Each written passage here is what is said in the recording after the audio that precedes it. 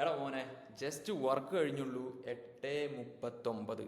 9 മണിക്ക് ഇത് ലോഞ്ച് ചെയ്യാൻ പറ്റുമോ പോലും എനിക്കറിയില്ല. എന്നാലും നമ്മൾ 200% ഇട്ടിട്ടായാലും ഇതൊന്ന് വർക്കൗട്ട് ചെയ്യും. കാരണം കുറേ പേര് നമ്മൾ ഈ ചാലഞ്ചിന് വേണ്ടി വെയിറ്റിംഗ് ആണ്.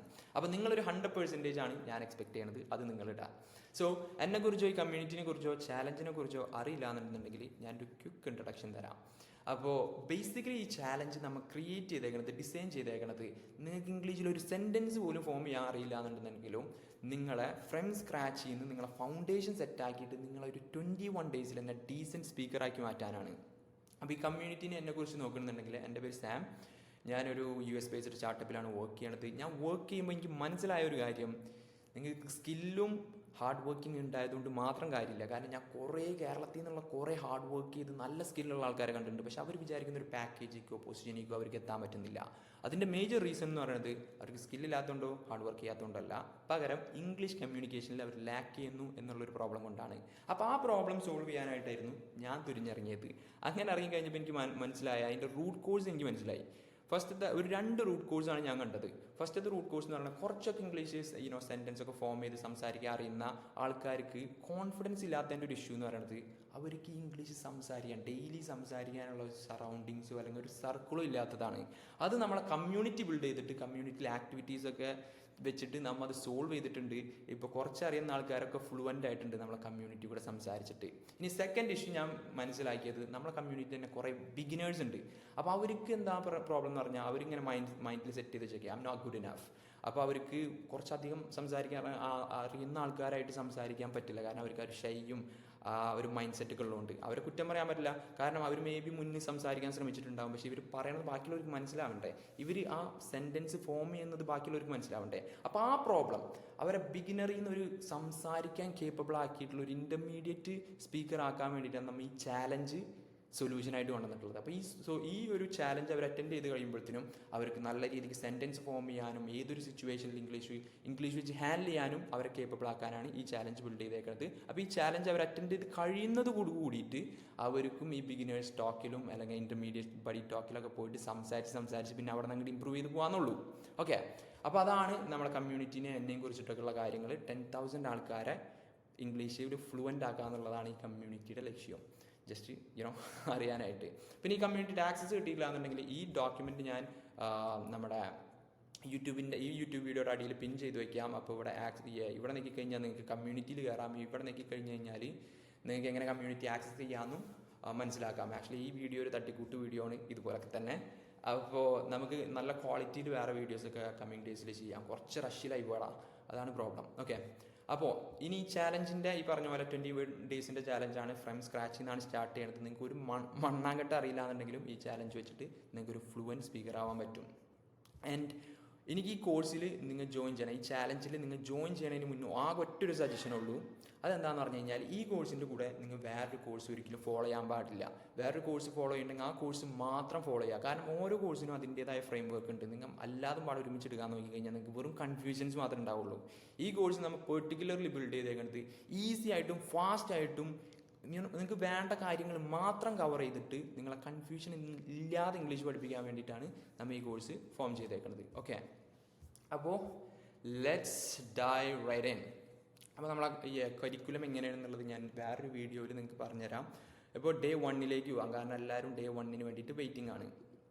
ഓക്കെ, അപ്പോൾ നമ്മൾ ഫസ്റ്റത്തെ ഡേ 1 നമ്മൾ മനസ്സിലാക്കേണ്ടത് നമ്മളെ ഫൗണ്ടേഷൻ സെറ്റ് ചെയ്യുക, നമ്മളെ ബിൽഡിംഗ് ബ്ലോക്ക് സെറ്റ് ചെയ്യുക എന്നുള്ളതാണ്. അപ്പോൾ ആ ബിൽഡിംഗ് ബ്ലോക്കായിട്ട് വരുന്നതാണ് നമ്മുടെ ഇംഗ്ലീഷ് ലാംഗ്വേജിൻ്റെ സ്ട്രക്ചറാണെന്ന് മനസ്സിലാക്കേണ്ടത്. ആ ഇംഗ്ലീഷ് ലാംഗ്വേജിൻ്റെ സ്ട്രക്ചർ മനസ്സിലാക്കി കഴിഞ്ഞാൽ തന്നെ നമുക്ക് സെൻറ്റൻസ് അവിടെ നിന്ന് തന്നെ ഫോം ചെയ്യാൻ പറ്റും. അപ്പോൾ ഈ ഇംഗ്ലീഷ് ലാംഗ്വേജിൻ്റെ സ്ട്രക്ചർ മനസ്സിലാകാത്തത് കൊണ്ടാണ് പല മലയാളി എന്നല്ല ഇന്ത്യയിലുള്ള പലരും മിസ്റ്റേക്ക് ഉണ്ടാക്കുന്നത്. കാരണം ഞാൻ ഖത്തറിൽ വർക്ക് ചെയ്യുമ്പോൾ കണ്ടിട്ടുണ്ട്, ഇംഗ്ലീഷിൻ്റെ സ്ട്രക്ചർ ഒന്നും അറിയില്ല. You go only, I come only, I don't know what they are talking about. അപ്പോൾ അങ്ങനെയുള്ള പ്രോബ്ലംസ് വരുന്നത് ഇംഗ്ലീഷ് ലാംഗ്വേജിൻ്റെ സ്ട്രക്ചർ അവർ പ്രോപ്പറായിട്ട് യൂസ് ചെയ്യാത്തതുകൊണ്ടാണ്. മലയാളത്തിൽ നിന്ന് ഡയറക്റ്റ് ട്രാൻസ്ലേറ്റ് ചെയ്യാൻ നോക്കുന്നതുകൊണ്ടാണ് അവർ എപ്പോഴും മിസ്റ്റേക്ക് വരുത്തുന്നത്. അപ്പോൾ അതാണ് നമ്മൾ ആദ്യമായിട്ട് അഡ്രസ്സ് ചെയ്യാൻ പോകുന്നത്. ഡേ 1 നമ്മൾ അഡ്രസ്സ് ചെയ്യാൻ പോകുന്നത് ആ ഒരു ഇഷ്യൂ ആണ്. ഓക്കെ, അപ്പോൾ നമുക്ക് മലയാളം ഒരു സെൻറ്റൻസ് നമുക്ക് കണ്ടുനോക്കാം. അപ്പോൾ ഞാനൊന്ന് സൂം ചെയ്യാം. അപ്പോൾ ഇതാണ് നമ്മളെ മലയാളം ഒരു സെൻറ്റൻസ്. അപ്പോൾ ഞാൻ എന്നും ഫുട്ബോൾ കളിക്കാറുണ്ട്. ഇങ്ങനെ ഒരു സെൻറ്റൻസ് നിങ്ങൾ നോക്കുകയാണെന്നുണ്ടെങ്കിൽ ഞാൻ എന്നും ഫുട്ബോൾ കളിക്കാറുണ്ട്. ഇതിനെ ഡയറക്റ്റ്ലി നിങ്ങൾ ഇംഗ്ലീഷിലേക്ക് കൺവേർട്ട് ചെയ്യാൻ നോക്കിക്കഴിഞ്ഞാൽ ഞാനെന്ന് പറയണതിൻ്റെ ഇംഗ്ലീഷ് വേർഡാണ് ഐ. അപ്പോൾ ഞാൻ ഇവിടെ നിന്ന് കാണിച്ചു തരാം. ഓക്കെ, അപ്പോൾ ഇതിനെ ഡയറക്റ്റ് കൺവേർട്ട് ചെയ്യാൻ നോക്കിക്കഴിഞ്ഞ് കഴിഞ്ഞാൽ ഞാനെന്ന് പറയുന്ന വേർഡിൻ്റെ ഇംഗ്ലീഷ് പദമാണ് ഐ. എന്നും, എല്ലാ ദിവസവും, എന്നും എന്ന് പറയുന്നതിൻ്റെ ഇംഗ്ലീഷ് വേർഡാണ് എവ്രി ഡേ. ഫുട്ബോൾ എന്ന് പറയുന്നതിൻ്റെ ഇംഗ്ലീഷ് വേർഡാണ് ഫുട്ബോൾ തന്നെ. ഓക്കെ, ഇനി കളിക്കാറുണ്ട്, ഞാൻ കളിക്കാറുണ്ട് എന്ന് പറയണതിനെ ഇംഗ്ലീഷിൽ പറയുന്നതാണ് പ്ലേ. അപ്പോൾ ഈ മലയാളത്തിനെ നമ്മൾ ഡയറക്റ്റ് ഇംഗ്ലീഷിലേക്ക് കൺവേർട്ട് ചെയ്യാൻ നോക്കി കഴിഞ്ഞ് കഴിഞ്ഞാൽ നമുക്ക് കിട്ടുന്നത് I every day football play. Doesn't make any sense, right? അപ്പോൾ ഒരിക്കലും ഈ ഇംഗ്ലീഷ് വേർഡ്, ഇംഗ്ലീഷ് സെൻറ്റൻസ് എന്ന് പറയുന്നത് വെറും പൊട്ടത്തെറ്റാണ്. അപ്പോൾ നിങ്ങൾ ഒരിക്കലും മലയാളത്തിൽ നിന്ന് ഇംഗ്ലീഷിലേക്ക് ഡയറക്റ്റ് ട്രാൻസ്ലേറ്റ് ചെയ്യാൻ നോക്കരുത്. Okay, I hope you got it. അപ്പോൾ ഇങ്ങനെ ഒരിക്കലും ചെയ്യാൻ പാടില്ല. പിന്നെ എങ്ങനെ വേണം ഇംഗ്ലീഷിലൊരു സെൻറ്റൻസ് ഫോം ചെയ്യാൻ? ആദ്യം ഇംഗ്ലീഷിൻ്റെ സ്ട്രക്ചർ നമ്മൾ മനസ്സിലാക്കണം. അപ്പോൾ ഇംഗ്ലീഷിൻ്റെ സ്ട്രക്ചറാണ് ഞാൻ ഇവിടെ കൊടുത്തേക്കുന്നത്. ഇതെന്താണെന്ന് ഞാൻ ഒറ്റൊരു മിനിറ്റിൽ എക്സ്പ്ലെയിൻ ചെയ്തുതരാം. ഇത് കണ്ടിട്ട് നിങ്ങൾ ആരും പേടിക്കേണ്ട, സിമ്പിൾ പരിപാടിയാണ്. ഓക്കെ, അപ്പോൾ ഇവിടെ നിങ്ങൾ കണ്ടോ, ഞാൻ എന്നെ കുറച്ച് ചെറുതാക്കാം. ഓക്കെ, ചെയ്യുക. അപ്പോൾ ഇവിടെ നിങ്ങൾ കണ്ടോ, ഇതാണ് ഇംഗ്ലീഷിൻ്റെ structure. Subject, verb, object, time. ഇത് കണ്ടിട്ട് നിങ്ങൾ പേടിക്കണ്ട. ഞാനൊരു റൈറ്റ് ആയിട്ടുള്ള, ഒരു പ്രോപ്പർ ആയിട്ടുള്ള ഇംഗ്ലീഷ് സെൻറ്റൻസ് നിങ്ങൾക്ക് കാണിച്ചു തരാം. I play football every day. ഇതാണ് പ്രോപ്പറായിട്ട് ഞാൻ ഫുട്ബോൾ കളിക്കാറുണ്ട്, ഞാൻ എന്നും ഫുട്ബോൾ കളിക്കാറുണ്ട് എന്ന് പറയുന്നതിൻ്റെ പ്രോപ്പർ ഇംഗ്ലീഷ് സെൻറ്റൻസ് എന്ന് പറയുന്നത് ഇതാണ്, I play football every day.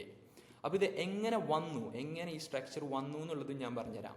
അപ്പോൾ ബേസിക്കലി നമ്മൾ ഏതൊരു സെൻറ്റൻസ് നോക്കണമെന്നുണ്ടെങ്കിൽ, അതായത് ഇംഗ്ലീഷിലാവട്ടെ മലയാളത്തിലാവട്ടെ എവിടെ ആവട്ടെ, ഏതൊരു സെൻറ്റൻസ് നോക്കണമെന്നുണ്ടെങ്കിലും ആ സെൻറ്റൻസിൽ 4 ബേസിക് ആയിട്ടുള്ള കാര്യങ്ങളുണ്ടാവും. ആ 4 ബേസിക് ആയിട്ടുള്ള കാര്യത്തിൽ ഫസ്റ്റത്തെ കാര്യം എന്ന് പറയുന്നത് സബ്ജക്റ്റാണ്. സബ്ജക്റ്റ് എന്ന് പറഞ്ഞാൽ ആരാണോ ആ പ്രവൃത്തി ചെയ്യണത്, ആരാണോ ആ പ്രവൃത്തി ചെയ്യണത്, അയാളാണ് നമ്മൾ സബ്ജക്റ്റ് എന്ന് പറയുക. ഫോർ എക്സാമ്പിൾ, ഇപ്പം ഞാൻ എല്ലാ ദിവസവും കളിക്കാൻ പോകാറുണ്ട്, അല്ലെങ്കിൽ ഞാൻ എല്ലാ ദിവസവും അവരെ പഠിപ്പിക്കാറുണ്ട്, അല്ലെങ്കിൽ ഞാൻ എല്ലാ ദിവസവും വർക്കിന് പോകാറുണ്ട്. അങ്ങനെ പറയുമ്പോൾ ഞാനാണ് അവിടുത്തെ സബ്ജക്റ്റ്, ഞാനാണ് ആ പ്രവൃത്തി ചെയ്യണത്. അപ്പം ഞാനാണ് അവിടുത്തെ സബ്ജക്റ്റ്. ഇനിയിപ്പോൾ നീ എല്ലാ ദിവസവും കളിക്കാൻ പോകാറുണ്ട്, നീ എല്ലാ ദിവസവും അവരെ പഠിപ്പിക്കാറുണ്ട്, അങ്ങനെ പറയുമ്പോൾ നീയാണ് അവിടുത്തെ സബ്ജക്റ്റ്. അല്ലെങ്കിൽ അവരെല്ലാ ദിവസവും മൂവിക്ക് പോകാറുണ്ട്, അല്ലെങ്കിൽ അവരെല്ലാ ദിവസവും ചായ കുടിക്കാറുണ്ട് എന്ന് പറയുമ്പോൾ അവരാണ് അവിടുത്തെ സബ്ജക്റ്റ്. ആരാണോ ആ പ്രവൃത്തി ചെയ്യുന്നത് അവരാണ് അവിടുത്തെ സബ്ജക്റ്റ്. അപ്പം സബ്ജക്റ്റ് എന്താണെന്ന് മനസ്സിലായില്ലേ? സബ്ജക്റ്റ് എന്ന് പറഞ്ഞാൽ ഇപ്പോൾ ഈ സെൻറ്റൻസിൽ നോക്കിയേ, I play football every day. ഞാൻ എന്നും ഫുട്ബോൾ കളിക്കുന്ന പറയുമ്പോൾ ഞാനാണ് ആ പ്രവൃത്തി ചെയ്യുന്നത്. അപ്പോൾ ആ പ്രവൃത്തി ചെയ്യുന്ന ആളെയാണ് നമ്മൾ സബ്ജക്റ്റ് എന്ന് പറയുന്നത്. അതുകൊണ്ട് തന്നെയാണ് നമ്മൾ ഇംഗ്ലീഷ് സ്ട്രക്ചർ നമ്മൾ ബിൽഡ് ചെയ്യുമ്പോൾ ഇംഗ്ലീഷ് സെൻറ്റൻസിൻ്റെ സ്ട്രക്ചറിൽ ഫസ്റ്റ് വരുന്ന സംഭവമാണ് സബ്ജക്റ്റ്. സബ്ജക്റ്റ് എന്ന് പറഞ്ഞാൽ വേറൊന്നുമല്ല, ആരാണോ ആ പ്രവൃത്തി ചെയ്യുന്നത് അവരെയാണ് സബ്ജക്റ്റ് എന്ന് പറയുക. അപ്പോൾ ഇംഗ്ലീഷ് സെൻറ്റൻസ് നോക്കണമെന്നുണ്ടെങ്കിൽ അതിൻ്റെ ഫസ്റ്റ് സംഭവം എന്ന് പറയുന്നത് സബ്ജക്റ്റ് ആയിരിക്കും. ഓക്കെ, ഇനി ഇംഗ്ലീഷിൻ്റെ രണ്ടാമത്തെ, അതായത് സബ്ജക്റ്റ് കഴിഞ്ഞ് കഴിഞ്ഞാൽ ഇംഗ്ലീഷ് സ്ട്രക്ചറിൽ, ഇംഗ്ലീഷ് സെൻറ്റൻസ് സ്ട്രക്ചറിൽ രണ്ടാമത് വരുന്നൊരു സാധനമാണ് വെർബ്. വെർബ് എന്ന് പറഞ്ഞു കഴിഞ്ഞാൽ ഒരു പ്രവൃത്തി. അപ്പോൾ ലെറ്റ്സ് സേ ഞാൻ എല്ലാ ദിവസവും ഫുട്ബോൾ കളിക്കാറുണ്ട് എന്നുള്ളതാണ് അവിടെ ചെയ്യുന്ന പ്രവൃത്തി. ഞാൻ ഫുട്ബോൾ കളിക്കാറുണ്ട്, അല്ലെങ്കിൽ ഞാൻ പഠിപ്പിക്കാറുണ്ട്. അപ്പോൾ പഠിപ്പിക്കുക എന്നുള്ളതാണ് അവിടുത്തെ പ്രവൃത്തി, അല്ലേ? അപ്പോൾ വേർബ് എന്ന് പറഞ്ഞു കഴിഞ്ഞാൽ പ്രവൃത്തി. അതിപ്പോൾ കളിക്കുന്നതാവാം, റീഡ് ചെയ്യണതാവാം, കളിപ്പിക്കുന്നതാവാം, ഫീഡ് ചെയ്യണതാവാം, എന്തും ആവാം. അപ്പോൾ അവിടെ ചെയ്യുന്ന പ്രവൃത്തി എന്താണോ അതിനെയാണ് നമ്മൾ വേർബ് എന്ന് പറയുക. അപ്പോൾ I play football every day എന്ന് പറയുമ്പോൾ അതിൽ പ്ലേ എന്ന് പറയുന്ന സാധനമാണ് കളിക്കുക എന്നുള്ളത്. അപ്പോൾ അതാണ് നമ്മളുടെ ഇംഗ്ലീഷ് സ്ട്രക്ചറിൻ്റെ രണ്ടാമത് വരുന്ന ഐറ്റം. അപ്പോൾ ആദ്യം സബ്ജക്റ്റ് വന്നു. സബ്ജക്റ്റ് എന്ന് പറഞ്ഞാൽ ആരാണോ പ്രവൃത്തി ചെയ്യുന്നത് അത് ഫസ്റ്റ് വന്നു. പിന്നെ സെക്കൻഡ് വരുന്നത് എന്ത് പ്രവൃത്തിയാണോ ചെയ്യുന്നത് അതാണ് ഇംഗ്ലീഷ് ലാംഗ്വേജ് സ്ട്രക്ചറിൽ, അല്ലെങ്കിൽ ഇംഗ്ലീഷ് സെൻറ്റൻസ് സ്ട്രക്ചറിൽ രണ്ടാമത് വരുന്ന ഐറ്റം. അപ്പോൾ വേർബ് എന്ന് പറഞ്ഞാൽ പ്രവൃത്തി. അപ്പോൾ ഐ എന്ന് പറയുന്നത് ആരാണോ ചെയ്തത്, ഐ, അതാണ് സബ്ജക്റ്റ്.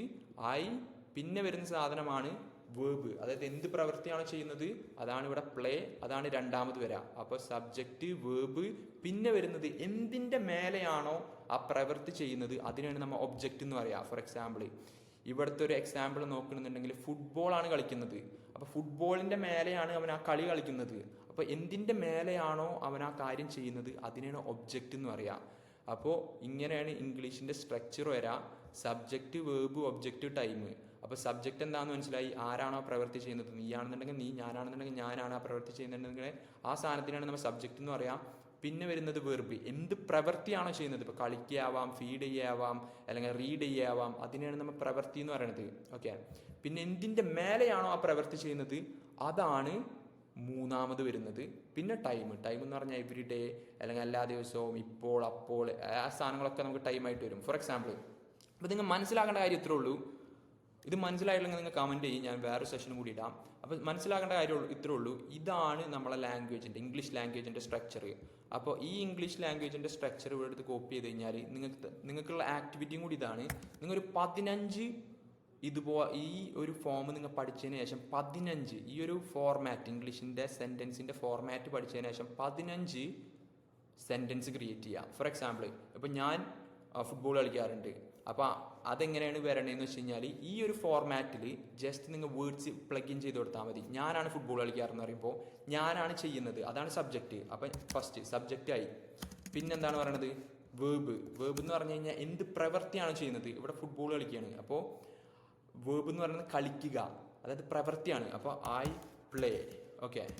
ഇനി എന്തിൻ്റെ മേലെയാണോ പ്രവൃത്തി ചെയ്യുന്നത് അതാണ് ഒബ്ജക്റ്റ്. അപ്പോൾ ഇവിടെ ഫുട്ബോളിൻ്റെ മേലെയാണ് ഞാൻ ചെയ്യുന്നത്, ഫുട്ബോളിൻ്റെ മേലെയാണ് ചെയ്യുന്നത്. അപ്പോൾ ഐ പ്ലേ ഫുട്ബോൾ. ഇനി ടൈം, എല്ലാ ദിവസവും കളിക്കാറുണ്ടെങ്കിൽ എവറി ഡേ, അല്ലെങ്കിൽ എവറി സൺഡേ ആണ് കളിക്കാറുണ്ടെങ്കിൽ എവറി സൺഡേ. അങ്ങനെ എന്താണോ ആ ടൈം കൊടുക്കുക. ഓക്കെ. അപ്പോൾ അത് ഫസ്റ്റത്തേതായില്ലേ. അപ്പോൾ ഫസ്റ്റത്തെ ഒരു സെൻറ്റൻസ് ആയി. ഇനി അടുത്തൊരു സെൻറ്റൻസ്, ഞാൻ എല്ലാ ദിവസവും ബുക്ക് വായിക്കാറുണ്ട്, പുസ്തകം വായിക്കാറുണ്ട്. അപ്പോൾ ഞാനാണ് വായിക്കുന്നത്. അപ്പോൾ ഞാൻ എല്ലാ ദിവസവും പുസ്തകം വായിക്കാറുണ്ട് എന്നുള്ളതല്ലേ പ്രവൃത്തി. അപ്പോൾ വേർബ് എന്താണ്? വേർബ് എന്ന് പറയുന്നത് വായിക്കാറുണ്ട് എന്നുള്ളതാണ്. വായിക്കാറെന്ന് പറയുമ്പോൾ റീഡ്. I read. എന്താണ് വായിക്കുന്നത്, എന്തിൻ്റെ മേലെയാണോ ഞാൻ വായിക്കുന്നത് അതാണ് ഒബ്ജക്റ്റ്. അപ്പോൾ അത് ബുക്കാണ്. I read books every day, അല്ലെങ്കിൽ എവറി ഡേ. ഓക്കെ. അപ്പോൾ നിങ്ങൾ എന്താ ചെയ്യേണ്ടതെന്ന് പറഞ്ഞു കഴിഞ്ഞാൽ ഇങ്ങനെ ഒരു 15 വേർഡ്സ് ഫോം ചെയ്യാം. എന്നിട്ട് നമ്മളുടെ പ്രാക്ടീസ് സോൺ എന്ന് പറയുന്ന ഗ്രൂപ്പിലിടാം. അപ്പോൾ ഇന്ന് ഫസ്റ്റ് ഡേ അല്ലേ, അപ്പോൾ ഇന്ന് ഇത്ര നിങ്ങൾ പഠിച്ചാൽ മതി. അപ്പോൾ ഞാൻ ഒന്നുകൂടി കൺക്ലൂഡ് ചെയ്യാം. മലയാളികൾ പ്രോബ്ലം ഉണ്ടാക്കുന്നത്, അല്ലെങ്കിൽ ഇന്ത്യക്കാരുടെ സെൻറ്റൻസ്, അല്ലെങ്കിൽ അവർ എപ്പോഴും മിസ്റ്റേക്ക് ഉണ്ടാക്കാനുള്ള മേജർ റീസൺ എന്ന് പറയുന്നത് അവർ ഇംഗ്ലീഷിലേക്ക് മലയാളം, അല്ലെങ്കിൽ അവരുടെ ലാംഗ്വേജിനെ ഡയറക്റ്റ്ലി ട്രാൻസ്ലേറ്റ് ചെയ്യാൻ നോക്കുന്നു എന്നുള്ള ഒരു ഇഷ്യൂ കൊണ്ടാണ്. അപ്പോൾ നമ്മൾ ഒരിക്കലും മലയാളത്തിനെ ഇംഗ്ലീഷിലേക്ക് ട്രാൻസ്ലേറ്റ് ചെയ്യാൻ നോക്കരുത്, അത് തെറ്റായി മാറും. പകരം നമ്മൾ ചെയ്യേണ്ടത് എന്താണെന്ന് പറഞ്ഞാൽ ഇംഗ്ലീഷിൻ്റെ സ്ട്രക്ചറായിട്ടുള്ള ഈ സ്ട്രക്ചർ പഠിക്കുക. അപ്പോൾ ഈ ഓരോ പാർട്സ് ഓഫ് സെൻറ്റൻസും മനസ്സിലാക്കുക. ആദ്യം സബ്ജക്റ്റ് എന്ന് പറഞ്ഞു കഴിഞ്ഞാൽ ആരാണോ ആ പ്രവൃത്തി ചെയ്യുന്നത് അവനെയാണ് സബ്ജക്റ്റ് എന്ന് പറയുന്നത്. ഇനി വേർബ് എന്ന് പറഞ്ഞാൽ എന്ത് പ്രവൃത്തിയാണോ ചെയ്യുന്നത് അതിനാണ് വേർബ് എന്ന് പറയുന്നത്. ഇനി ഒബ്ജക്റ്റ് എന്ന് പറഞ്ഞാൽ എന്തിൻ്റെ മേലെയാണോ ആ പ്രവൃത്തി ചെയ്യുന്നത് അതിനാണ് ഒബ്ജക്റ്റ് എന്ന് പറയുന്നത്. പിന്നെ ഫൈനലി ടൈം. ഈ സ്ട്രക്ചർ, ഈ ഇംഗ്ലീഷിൻ്റെ സ്ട്രക്ചർ നിങ്ങൾ മനസ്സിലാക്കുക. എന്നിട്ട് നിങ്ങൾ ഇംഗ്ലീഷിൻ്റെ സ്ട്രക്ചർ മനസ്സിലാക്കിയതിന് ശേഷം നിങ്ങൾ ഓരോ സെൻറ്റൻസ് മനസ്സിൽ വിചാരിക്കുക. ആ സെൻറ്റൻസിലുള്ള ഓരോ വേർഡ്സിനെയും ഈ ഫോർമാറ്റിലേക്ക് പ്ലഗ് ഇൻ ചെയ്ത് കൊടുക്കുക. അപ്പോൾ അഗൈൻ ഇപ്പോൾ ഞാൻ എന്നും ഫുഡ് കഴിക്കാറുണ്ട്. അപ്പോൾ എങ്ങനെ പറയും? പിന്നെന്താണ് പ്രവൃത്തി? എന്താണോ ചെയ്യുന്നത്? ഫുഡ് കഴിക്കാറുണ്ട് എന്നുള്ളതാണ് പ്രവൃത്തി. അപ്പോൾ വെർബ് എന്ന് പറയുന്നത് കഴിക്കാറുണ്ട്. അപ്പോൾ കഴിക്കാറുണ്ട് എന്നുള്ളതാണ് പ്രവൃത്തി. അപ്പോൾ അതിൻ്റെ ഇംഗ്ലീഷ് വേർഡാണ് ഈറ്റ്. I eat. എന്താണ് കഴിക്കുന്നത്? ഫുഡാണ് കഴിക്കുന്നത്. അപ്പോൾ ഫുഡിൻ്റെ മേലെയാണ് പ്രവൃത്തി ചെയ്യുന്നത്. അപ്പോൾ എന്തിൻ്റെ മേലെയാണോ പ്രവൃത്തി ചെയ്യുന്നത് അതാണ് ഒബ്ജക്റ്റ്. ആൻഡ് ഫൈനലി ടൈം, അത് എവരി ഡേ. ഓക്കെ. അപ്പോൾ ഇങ്ങനെ സിമ്പിളായിട്ട് 15 വേർഡ്സ്, 15 സെൻറ്റൻസ് ഫോം ചെയ്യുക. എന്നിട്ട് നമ്മൾ പ്രാക്ടീസ് സോൺ എന്ന് പറയുന്ന ഗ്രൂപ്പിലിടുക.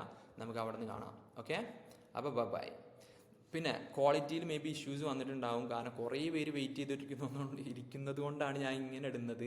അല്ലെങ്കിൽ നമ്മൾ എഡിറ്റൊക്കെ ചെയ്ത് നല്ല ക്വാളിറ്റിയിൽ തന്നെ ഷൂട്ട് ചെയ്ത് പ്ലാനൊക്കെ ചെയ്തിട്ട് ചെയ്യണമെന്നായിരുന്നു എൻ്റെ ആഗ്രഹം. പക്ഷേ ഇപ്പോൾ ഒന്ന് റഷ് ചെയ്യേണ്ട വന്നു. മേ ബി നമുക്ക് ഈ സെഷൻ നാളെ ഒന്നും കൂടിയും ക്വാളിറ്റിയിൽ ഷൂട്ട് ചെയ്യാം, കുറച്ചും കൂടിയും നല്ല രീതിക്ക് ഷൂട്ട് ചെയ്തിട്ട് പോസ്റ്റ് ചെയ്യാം. നിങ്ങൾ ആദ്യം ഈ വീഡിയോ ഒന്ന് കണ്ടിട്ട് ഈ വീഡിയോ എങ്ങനെ ഉണ്ടായിരുന്നു എന്ന് ജസ്റ്റ് കോമെൻറ്റ് ചെയ്യും.